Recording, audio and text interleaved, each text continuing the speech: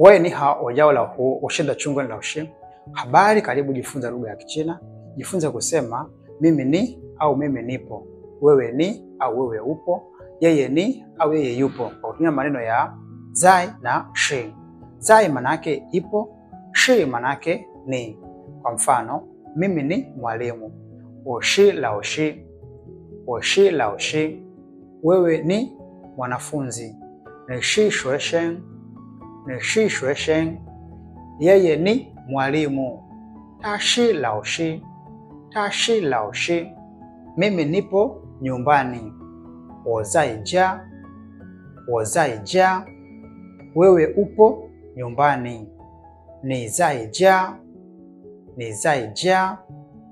Yeye yupo nyumbani, ta zai jia, ta zai jia. Kwa hiyo zai manake nipo, shi manake ni. Usahau kusubscribe katika YouTube channel ya Ongea Kichina ili kujifunza zaidi. 这是大家再见。